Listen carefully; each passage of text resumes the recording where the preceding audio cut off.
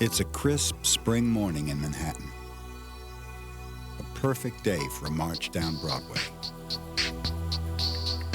But on this day, for this crowd, the Big Apple isn't exactly rolling out the red carpet. 5, 6, 7, 8, the marijuana's not today. 5, 6, 7. There are delays and confusion about where to gather.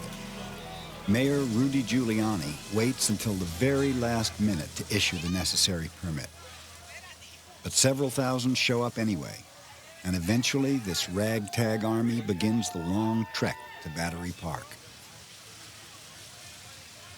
The marchers have all come together this day for various reasons, but with one common voice: to protest the United States policies on marijuana.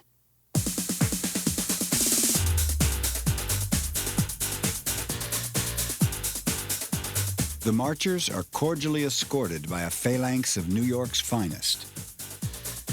Or so it seems. Business as usual in America's war on drugs. They're not going to get rid of us that easy. For the last 30 years, a hardcore band of activists has been fighting the war on marijuana in what they see as a struggle for truth and justice. One man among them stands apart.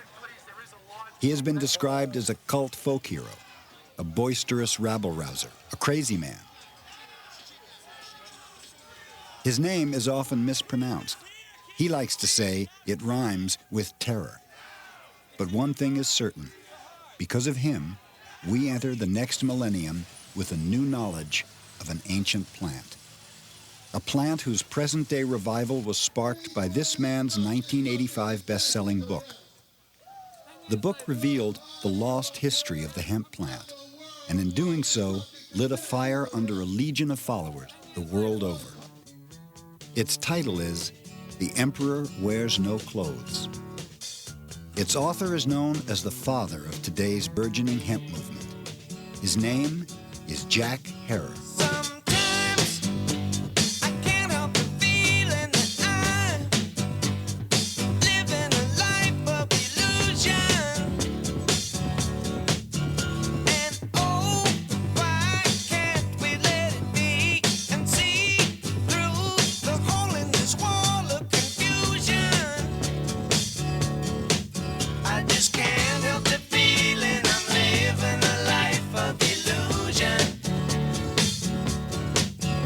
At 60 years of age, Jack Herer has been stumping for hemp nearly half his life.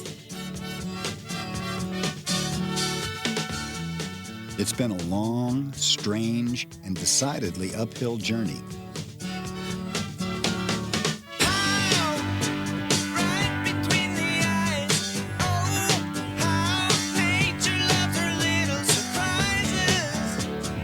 But he trudges onward despite ill health, somehow turning on the passion when the curtain goes up. They've outlawed the natural, and I say we've got to take it back by standing together. Make it legal $1 million man. Make it legal $1 million man march next year. Make it 2 million. Come to New York next year. Mayday.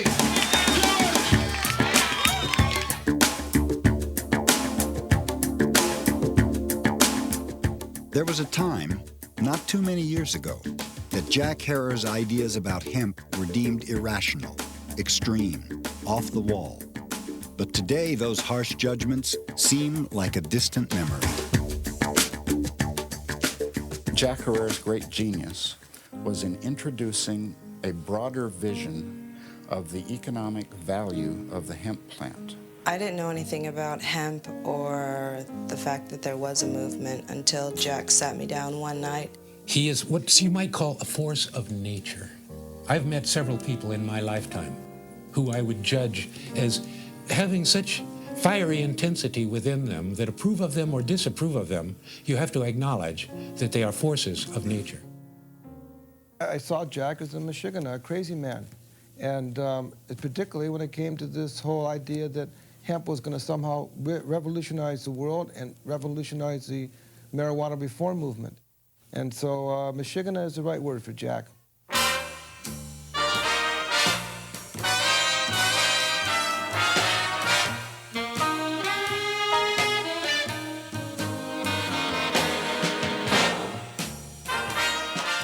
Jack Herer was an unlikely candidate for Emperor of Hemp. He was born into a conservative, middle-class Jewish family in 1939 and grew up in Buffalo, New York. He led a normal, happy life there until his 41-year-old father died of a heart attack when Jack was only 14. Within a span of 3 years, Jack went from Boy Scout to high school dropout.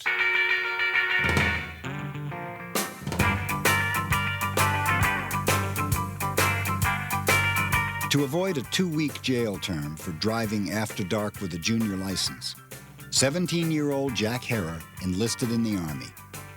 He quickly adapted to military life. The gung-ho soldier served honorably as an MP in post-war Korea. By the mid-60s, Jack was out of the Army and back into a normal middle-class lifestyle. Wife, 3 small children, a ranch house in the San Fernando Valley in California, and a series of routine managerial jobs.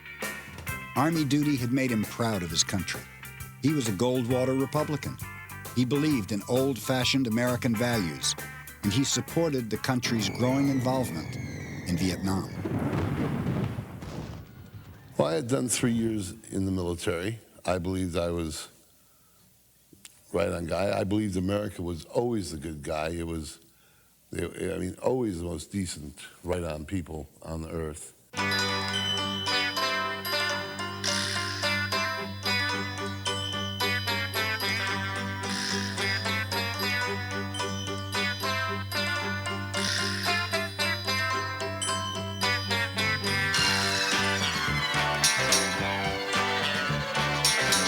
Silver in my tambourine, help a poor man build a pretty dream.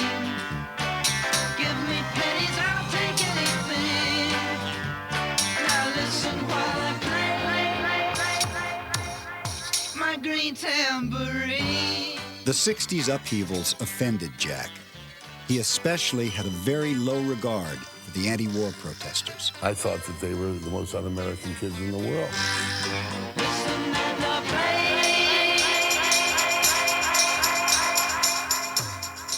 And what evil spell had turned previously well-behaved, well-dressed, middle-class white kids into loathsome, rebellious hippies? To Jack and the establishment, marijuana must have had something to do with it. From the time marijuana first showed up in police blotters and newspaper headlines in the early years of the century, its use had been limited primarily to Mexican immigrants and black jazz musicians. Marijuana was hardly noticed at all until it was discovered by the white middle class in the 60s, when millions of baby boomers actually inhaled. Coincidence or not, they began burning American flags, ROTC buildings, and draft cards. Even future leaders of the free world tried marijuana back then. Jack hated marijuana for its association with the counterculture, but he also had deep-rooted personal fears deriving from the reefer madness propaganda of his youth. In the schools, they'd have this guy in a dark fedora hat, and he looked like Vincent Price, as shady as he could be, and he would be going, psst.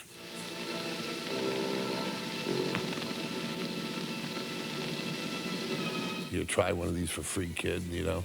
And then all sorts of devil things. Next thing, you were shooting heroin, you know? You were doing cocaine. You were doing things and exotic name drugs that I had no experience with, and I was sure that this was going to happen to me. The 60s rising tide of social change eventually swept in and altered the course of Jack's life. In 1967, he and his wife divorced. One day, a couple of years later, a new girlfriend asked him a question. She said, "Jack, have you ever smoked marijuana?" I said, "Of course not, no. I've never smoked marijuana." She said, "Well, I think you should."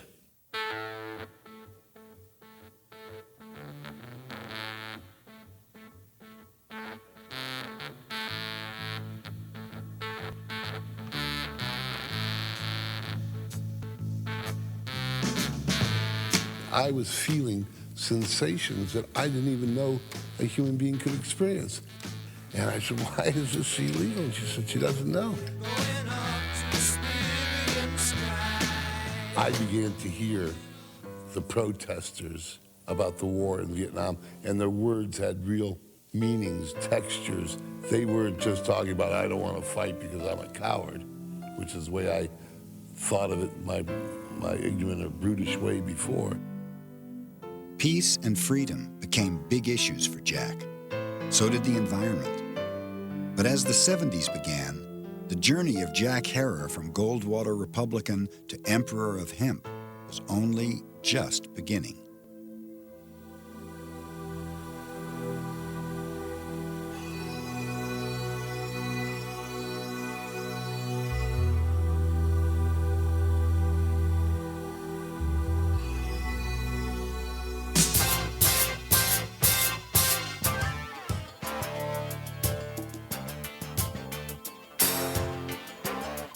Jack's transformation gained some momentum in 1973 when he satisfied a lifelong urge to write. He and a friend co-authored a little cartoon book about marijuana titled simply Grass.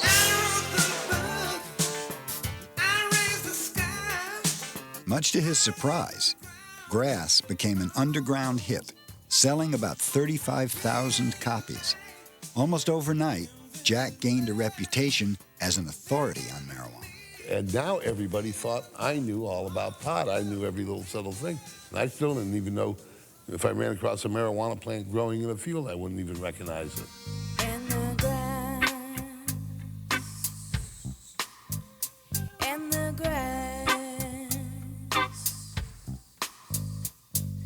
Come sit with me in the grass. Like millions of other Americans back then, Jack knew nothing of marijuana's history and had no idea that marijuana was actually hemp, the non-intoxicating but still very much illegal variety of the ancient Cannabis sativa plant. But as sales of his little grass book raised his profile, strangers began to come up to him with intriguing bits of information. They come up to me and say, Mr. Herer, do you know that they used to make paper from marijuana? Some other kid would come up to me and says, do you know that they used to make all their sails and clothes out of marijuana? The idea that it had other uses, that you could make paper out of it, that you could make cloth out of it, you could make cord out of it, you could make oil, you could make medicine. Those had never occurred to Jack, and boy, did he take that idea and run with it. Jack was amazed to discover hemp's deep connection to mankind. For over 10,000 years, hemp was undeniably our most useful plant. Our ancestors depended on hemp's exceptionally strong fiber, cellulose-rich pulp, and highly nutritious seeds.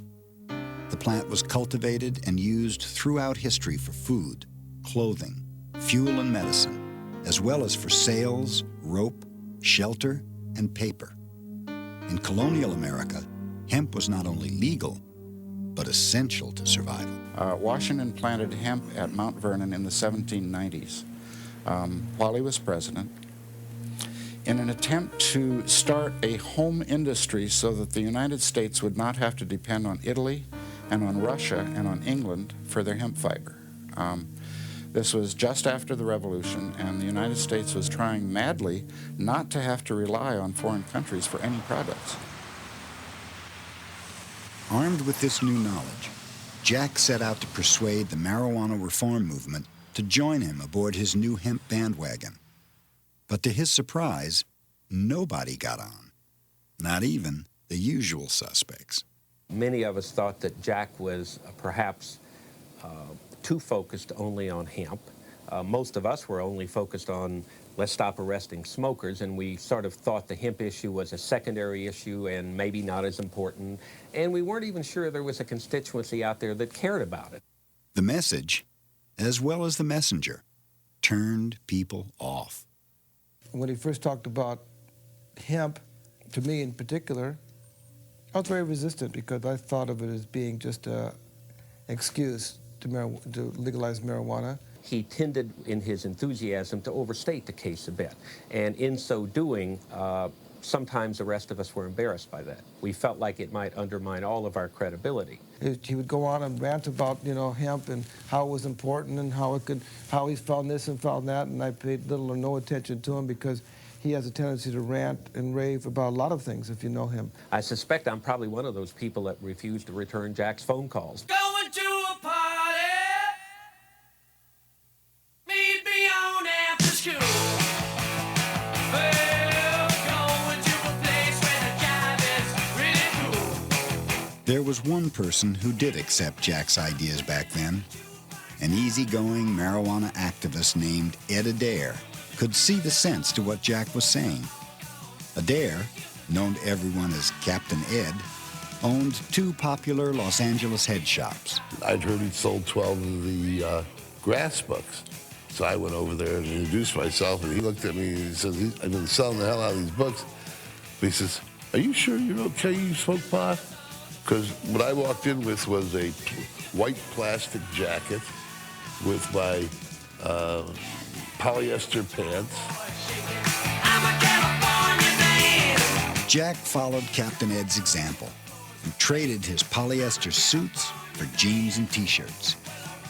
The two became inseparable friends, and over the years, they collected hundreds of thousands of signatures for various legalization initiatives in California.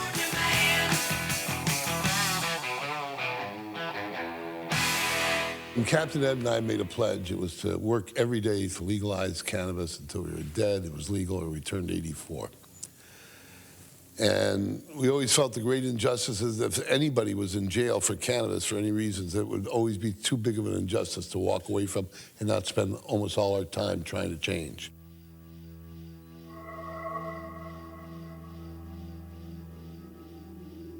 One night in 1974, Jack experienced what he describes as nothing short of a revelation. All his newfound knowledge of the hemp plant suddenly coalesced into a single, powerful vision. Hemp could actually save the world. In a flash moment, it came to him that virtually everything now made from trees and petroleum could instead be made from hemp. That not another single tree would ever have to be cut down to make paper. That clean-burning fuel would now be made from the biomass of the abundant hemp plant. This new fuel would run cars, factories, power plants, and would even provide heat for our homes. That hemp could be grown and processed into cloth and paper with only a fraction of the toxic chemicals used in processing cotton and trees. Jack pictured a world saved from pollution, acid rain, global warming, and deforestation. Well, just about everybody assumed that Jack had gone completely mad. And my own kids thought, Dad, you've gone overboard. I mean, you're doing this marijuana legalization now for 3 years, and now you've gone overboard.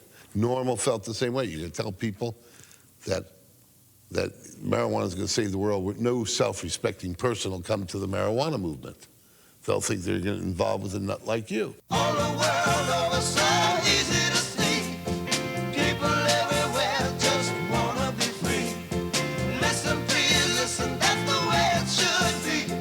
Peace in the valley, people got to be free. Thick-skinned and unrelenting, Jack ignored the naysayers and stuck to his guns. Late in 1979, he and Captain Ed opened the nation's first hemp store, an outdoor stand famous to this day, where else but Venice Beach, California. Overnight, Jack became a boardwalk fixture, the hemp merchant of Venice, a man of hempen cloth preaching the gospel. He's interested in saving the damned world and informing everyone he knows about hemp. He wears it on his body. He can't stop to buy a hot dog without starting to spread the news. He's been doing this continually. Now, when a guy like this is more like an Armenian rug merchant on the Lower East Side or something. You know what I mean? He's straight off the Bowery. He's a working class guy. As the 80s began and the country braced itself for an official policy of zero tolerance toward marijuana, Jack was about to have a close encounter with the 40th President of the United States.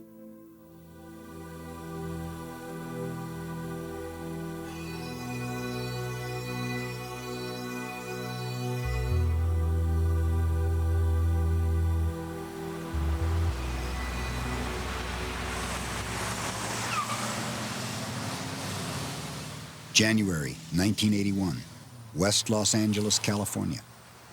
Mere days before the presidential inauguration, Jack and a small encampment of followers are campaigning for California hemp and marijuana initiatives. Along comes Ronald Reagan. President-elect Reagan's motorcade pulls up to the federal building. He's scheduled for a pre-inaugural haircut. According to eyewitnesses, the great communicator questions the building manager. By the way, he says, what are the Canadians protesting about out there? And he thought that the marijuana flag we were flying out there was the maple leaf. And the guy that's the manager of the office of the building, he says, well, they're not Canadians, those are marijuana protesters.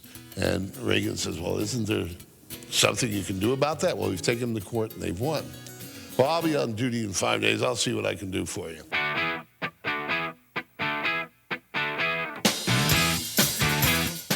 What Reagan does is have Jack and 5 others arrested for violating an arcane wartime sabotage act. The others pay a $5 fine and get probation. Jack fights. He refuses to pay the fine and loses.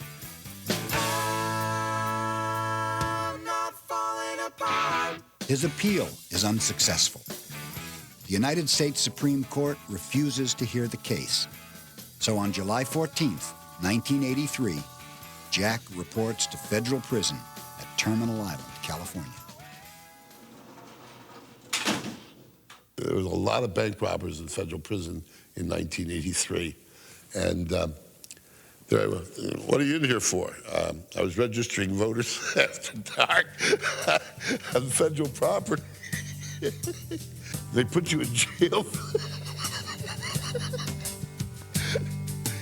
Running for the border, spinning to the light, frozen night of wonder, and a holy terror inside. I smell the river. Jack's incarceration would have been insignificant, except for the fact that he finally had the time and solitude to begin writing another book. There was no radio, there was no television, no movies, no nothing to distract me. A couple guys would sing gospel songs a cappella, but that was about it. I knew that Jack Herrera's book was going to become an underground classic. I knew it right away from the first time I saw the first edition. People opened that book and said, you can make food out of hemp seed oil, you can burn it in a lamp, you can make rope, you can make parachute cordage and tie your shoes, and the Constitution was really printed on hemp paper. I mean, people love that. In 1985, Jack published The Emperor Wears No Clothes. Since then, the book has gone on to become an underground phenomenon, selling more than 600,000 copies worldwide, and is now in its 11th edition. The first populist book of its kind, The Emperor Wears No Clothes, is part scientific document, part journalistic exposé, and part holy crusade. It takes us on a journey of discovery that provides a caustic, sarcastic, and often irreverent look at the forgotten history and economic potential of the hemp plant. Written in simple and scholarly detail, its pages are filled with numerous articles, historical documents, photographs, and diagrams, along with the writings of poets, philosophers, and of course, the emperor himself.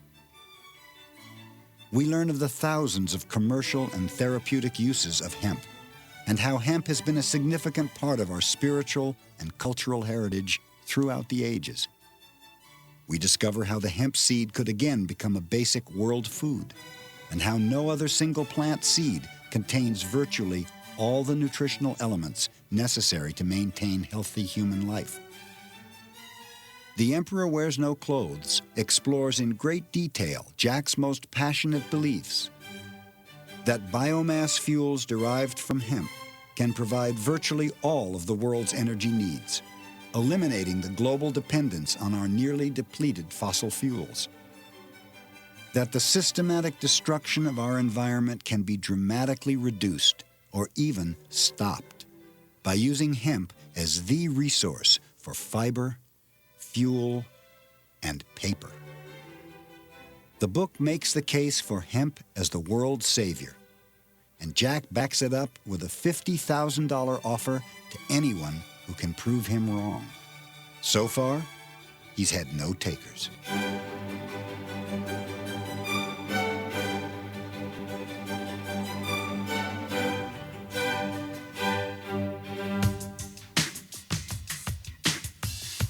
The book also takes us on a journey of the bizarre, the curious origin of marijuana prohibition. Only in the 20th century did the ancient hemp plant become a frightening new drug. The Mexican slang word, marijuana, was unknown to most Americans until it began appearing in newspaper headlines early in the century. Marijuana horror stories, works of pure fiction, were staples of the sensationalistic newspapers owned by William Randolph Hearst. But even respectable papers printed outrageous tales. Although this story would be relegated to the tabloids today, it was fit to print in the distinguished New York Times on July 6, 1927. A Mexican woman and her 4 children are driven insane by marijuana, the New York Times reported. It went on to say that neighbors rushed to the house to find the entire family insane. It is convinced that he is hopelessly and incurably insane, a condition caused by the drug marijuana to which he was addicted. It is recommended, Your Honor, that the defendant be placed in an institution for the criminally insane for the rest of his natural life. The next tragedy may be that of your daughter, or your son, or yours, or yours, or yours. When driving down the road and the sheriff smells your load, you better make it to the woods if you can. Although alcohol prohibition required a constitutional amendment, marijuana prohibition was brought about by a single federal law, the Marijuana Tax Act of 1937. The driving force behind this law was Harry J. Anslinger, America's first drug czar. You better make it to the woods if you can. And if you can.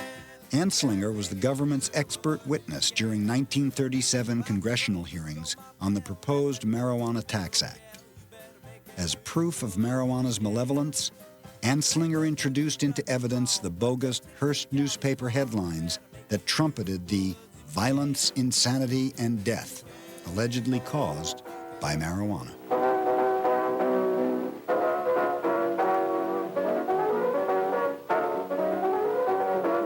In 1937, when the Marijuana Tax Act was established, there were no data of any sort, much less scientific, about whether this compound was harmful or not. There was just evidence it was being used by people whom we distrusted and feared, and that it was associated with lower class people. You go back and read the record in Congress, it's amazing the lack of information. There were literally questions by members of Congress saying, what is this marijuana? Is it a narcotic or what is it?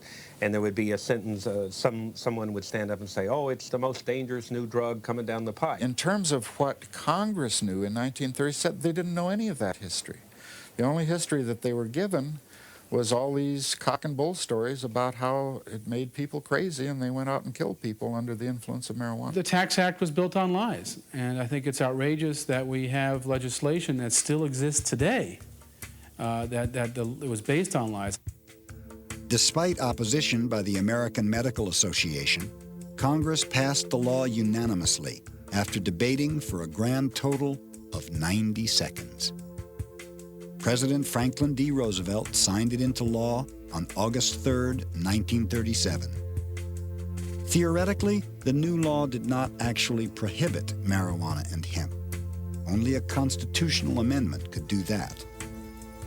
But by imposing prohibitive taxes and mountains of red tape, it made cultivation, processing, sales, and any use of the hemp plant whatsoever virtually impossible.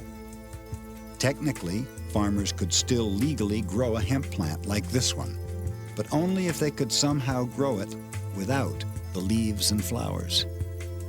This law is still in effect today. The full reasons behind marijuana prohibition are still being debated. Some experts think racism played a part. So that when poor people, immigrants, take the drugs, we're afraid they're going to rise up, smite, steal, and take the white women. And so we outlaw the drugs because of our fears over that. Others think Harry Anslinger was motivated by ambition and power. A great deal of the reason that marijuana was prohibited was because of self-aggrandizement at the federal level, especially with Harry Anslinger wanting to be the J. Edgar Hoover of his own agency. Jack sees darker motives. His book alleges a high-level conspiracy revolving around Anslinger, Treasury Secretary Andrew Mellon, the DuPont Chemical Company, and hemp.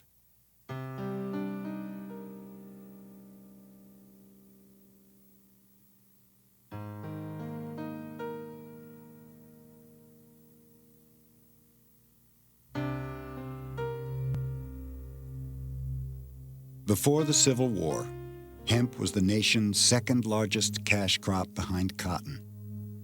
But while cotton could be processed by machine, slaves were the only cost-effective way to separate the tough hemp fiber from the pulpy core that was used to make paper.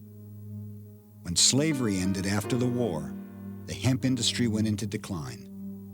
The death knell was sounded in the late 1800s when paper makers converted to tree-based pulp.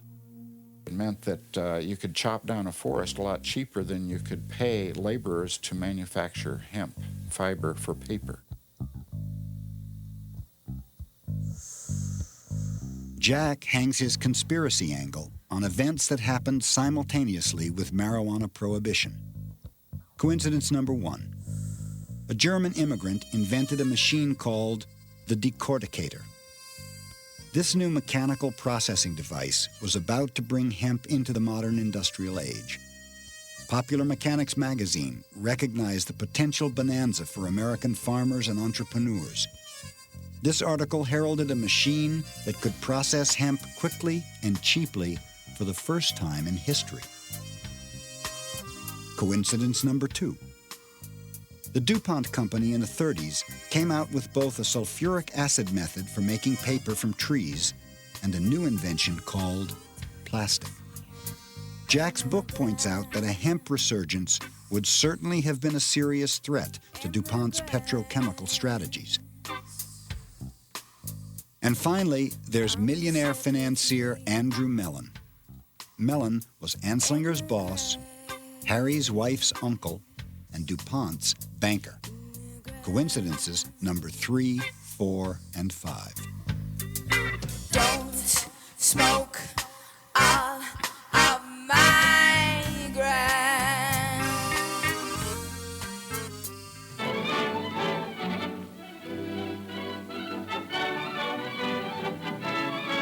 The book's credibility got a boost from Jack's discovery of this 14-minute documentary. Supposedly made by the U.S. government 5 years after the Marijuana Tax Act. Its purpose was to encourage farmers to grow outlawed hemp during World War II.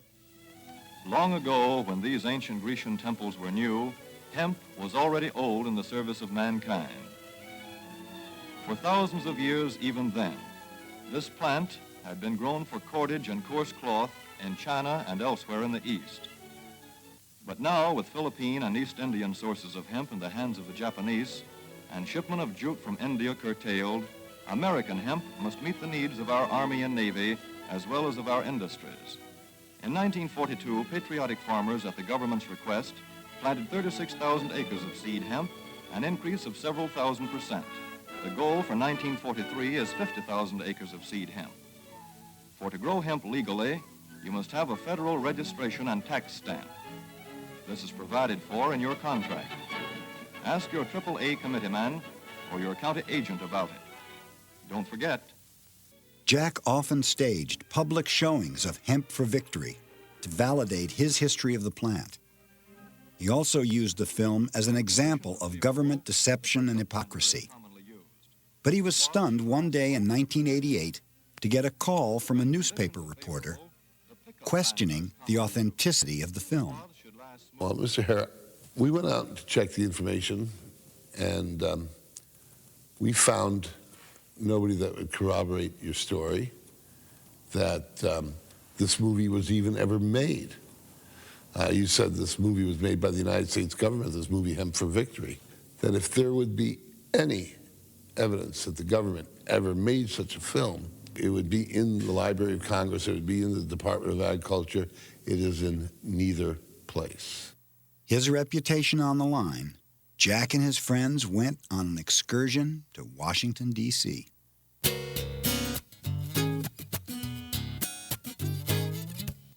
We were just determined to find the documentation that made it a credible government movie made by the U.S. government and not made by Jack.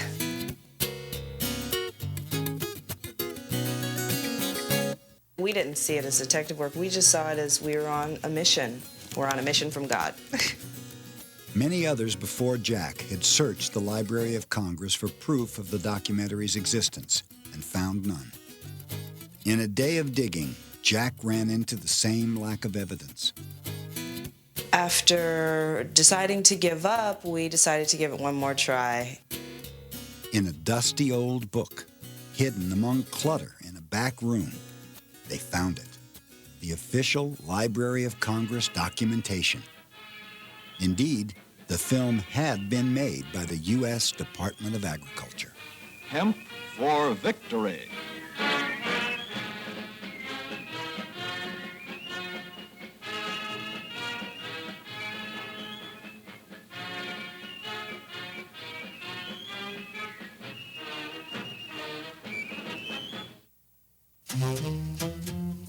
In the few short years since The Emperor Wears No Clothes first began inspiring activists and entrepreneurs, the U.S. hemp industry has grown from Jack's ramshackle Venice Beach booth into a $100 million a year business.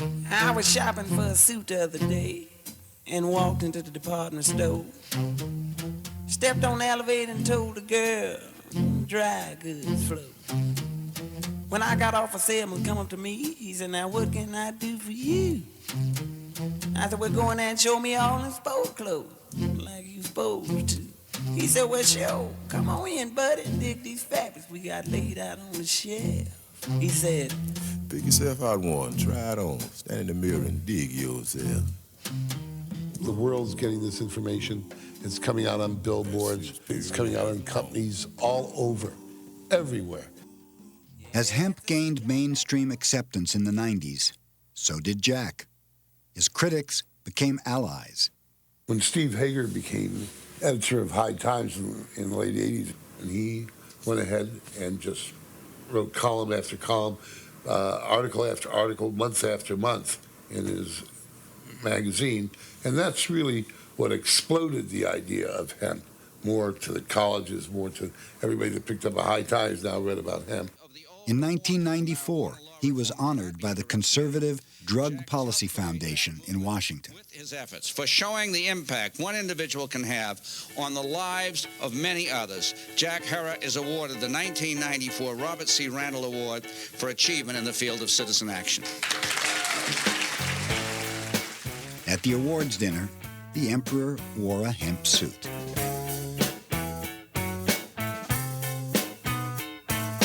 Leaning on a tree trunk, thinking all the same junk, falling in and out of a dream.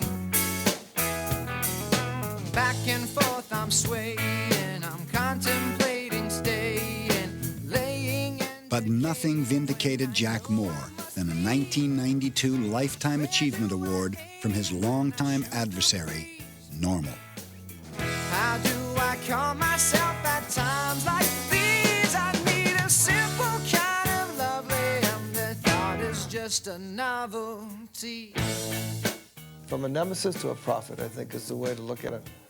He was a bother and troublesome until he began to realize he had really discovered very important aspect of why it is that marijuana should be reconsidered and why the illegality of it is so preposterous and unfair. I think that Jack's place in the history of anti-prohibition movement is going to be secured by the simple fact that he, despite everybody's criticisms, everybody thinking he was crazy, that he had the persistence and the temerity to simply keep going on and saying the truth over and over and over again, no matter, it sometimes seems like you have to say the truth many times before anybody hears it. The Emperor Wears No Clothes is a book that's had an enormous impact in this country on awakening millions of Americans to the fact that the marijuana laws are wrong, that they're based on false premises,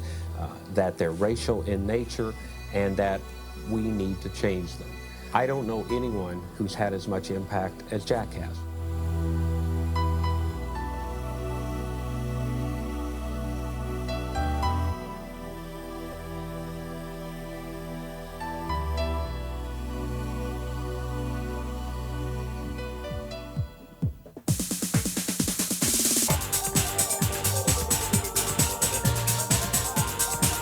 Neither Jack nor anyone else in the outgunned, outspent reform movement was having any impact at all on U.S. drug policies. In the last years of the 20th century, incredibly, America was the only industrialized nation that still forbid hemp farming, forcing the U.S. hemp industry to import all its raw material. According to the government, allowing farmers to grow hemp would confuse police and send a wrong message to children. Drugs are every nation's problem, and every nation must act to fight them. We are determined to build the drug-free America and to join with others to combat drugs around the world. Let there be no doubt, this is ultimately a struggle for human freedom.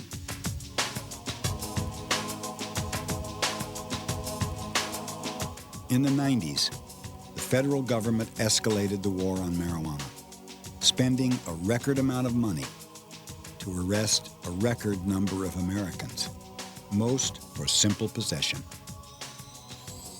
Since Prohibition began in 1937, upwards of 70 million Americans have tried marijuana at least once.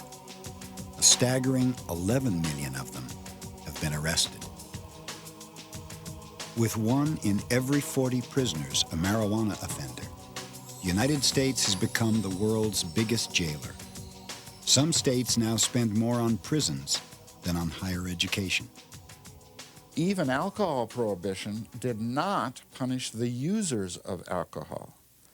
When marijuana prohibition was instituted, however, the prohibition was aimed directly at users, which it had not been with alcohol prohibition. Well, just here in America, it's 14 million years have been spent on prison, jails, parole, or probation since the 1930s for marijuana. 14 million years. I can't even begin to calculate what that is at $25,000, $30,000 a year now. It gets me angry every day. All available research has concluded that marijuana is dangerous to our health. Marijuana limits learning and memory, perception and judgment, and our ability to drive a car. The war on marijuana is also a war on the sick and dying. Even after California and 5 other states overwhelmingly approved medical marijuana initiatives in the late 90s, the federal government still plays hardball. Despite these initiatives, we want to make clear that federal law still applies. and federal officials will continue to apply the law, and DEA officials will review cases, as they have, to determine whether to revoke the registration of any physician who recommends or prescribes so-called Schedule I controlled substances. This is not a medical initiative. This is a legalization of drugs issue. The federal government, by classifying marijuana in Schedule I, is saying that it has no medical uses, which is a bald-faced lie because it has 10,000 years in every culture of medical use. United States policy to the contrary, cannabis has long been esteemed as a safe, effective, and non-addicting medicine. For thousands of years, it was prescribed by the greatest physicians of their day. It was used for dozens of conditions, ranging from migraines, chronic pain, and asthma, to childbirth, muscle spasms, and even depression. Today, it also provides relief for victims of multiple sclerosis, glaucoma, the AIDS wasting syndrome, and nausea induced by chemotherapy. It's impossible for a human to overdose and die, which is not true of alcohol, nicotine, barbiturates, or morphine. And it's a drug which humans can use under a wide variety of circumstances with safety. Even so, U.S. House Republicans, using language that would have made Harry Anslinger proud, passed a resolution in 1998 branding marijuana a dangerous, addictive drug with no medical use.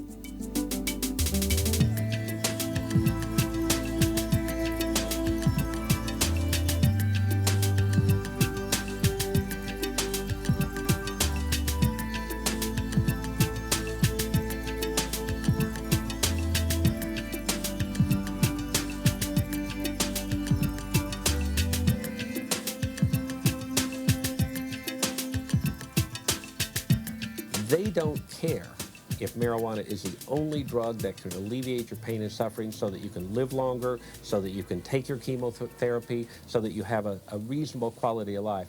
They would rather fight the war on drugs even though they know that there are sick and dying patients being denied relief because of their position. Unconscionable. So you would think that after at least a generation of really good information about marijuana being circulated, why is the war still going on? One, I think the people in charge of government today, particularly in the law enforcement sections of government, are people who are afraid of the culture around marijuana. It harkens back to the Vietnam War era, Vietnam War protests, the civil rights protests, people who were trying to change the government. But notwithstanding that people talk about how the police are not particularly interested in marijuana cases, in fact, it is their bread and butter. The war on drugs is supported in part now because we have a drug abuse establishment. Every place I turn and talk to somebody about what he or she does, he's in drug abuse treatment, drug abuse prevention, drug abuse education, urine testing, interdiction. He's a policeman, an undercover investigator, a jail builder, a jail keeper. I sometimes think there's nobody left in the United States except a few of us and all the people who are making their living fighting the war on drugs. They used to call us the land of the free, and now they call us the land of the pea, where you have to pee to be tested to be free. What a crock. All you have to do is say the word drugs, and you can change the Constitution so that it's meaningless. You can search people's homes without valid cause. You can seize people's property without valid cause. You can seize people's lives and destroy families. They talk about family values. How many thousands of families have been destroyed by these vicious laws? Not another medicine, not another drug on this planet that nobody has ever died from. Nobody has ever died from marijuana that wasn't shot by a cop.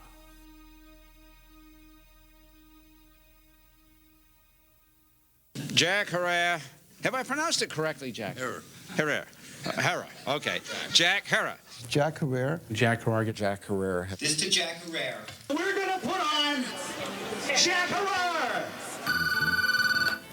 Hemp. Once you get the name, tell me a story about this lovely girl whose name was Jane. Cult acclaim has not made Jack a household name, nor does he live like an emperor. Most of his income from book sales goes to finance his causes, not his lifestyle. When he's not on the road for weeks at a time campaigning for hemp and medical marijuana, Jack lives and works in this small, cramped apartment in Van Nuys, California.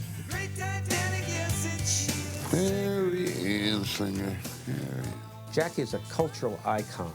He is probably as well known as anyone who's ever had an opinion to offer on this subject. He is better known than probably anyone else who works on the marijuana law reform issue. He is a phenomenon that's been very positive. Uneasy rests the crown on he who would save the world. Jack enters the new millennium still grieving over the untimely death of Captain Ed Adair, taken by leukemia in 1991 at the age of 51. We had been together 19 years, the greatest friend a guy could ever have. He worked so hard to save this planet, and he believed he was saving it for you, me, his children, and he thought that this was the way to do it. And it's against the law, the federal law, and it's a stupid law, it's an ignorant law, and it's an evil law because they know better and they won't get off of it.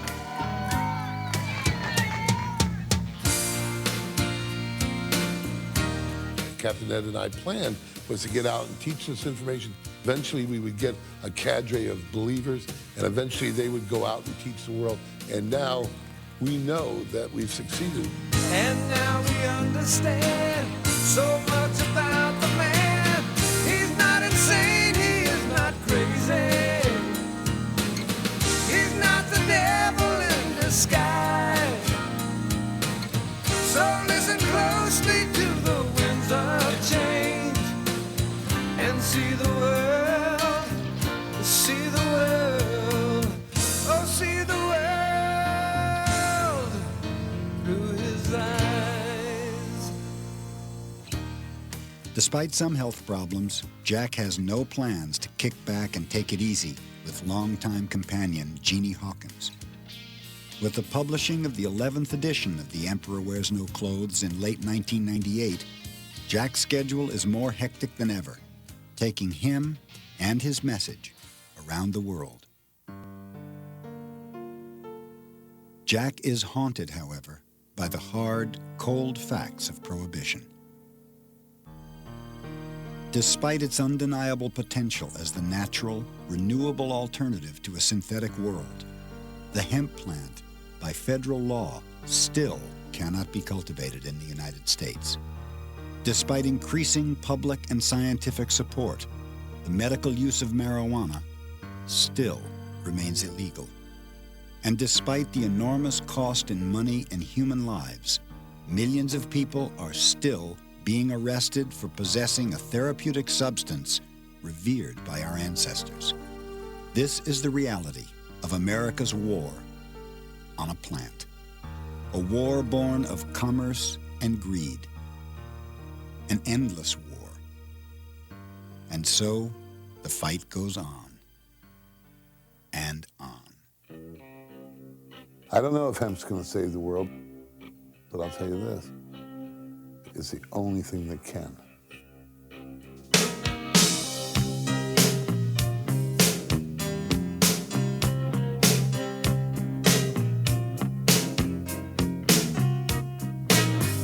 A true love story is hard to find. Can't get no rest, got no peace of mind. You say you gave your heart to me. You put me down, set me free. This is a model of the USS Constitution, what we call Old Ironsides, which became famous during the War of 1812. Conestoga wagons and the wagons that went west were covered with hempen canvas. Size deadly, always takes you by surprise. Said you were the only one. The Constitution had 60 tons of hemp on it. The sails, the ropes, the flags, the books, the Bibles, the maps. The word canvas is just the Dutch pronunciation of cannabis. Everybody said you was deadly. Yes, you know you always was deadly. The sealant between the loose and green beams was all oakum made from hemp. Canvas sails were cannabis sails. Canvas-covered wagons were cannabis-covered wagons. And I tried and tried, but you just can't get enough. 11 acres of farms had to be growing in constant production every year for nothing else than the hemp. It took 3,600 man-hours to make the sails and the ropes for this ship each year. And they went along, and all the oil on the wheels was always made with hemp seed oil because they didn't have any petroleum oil. And they never had a better oil than hemp seed oil. And I just thought I'd be a wise guy a little bit, but a nice wise guy. And I said, you know what those sails were made of? And he says, nylon. I said, no. I said, no, I mean, not 20 years ago, 10 years ago. I'm talking about in 1812. What were the sails made of? He said, nylon.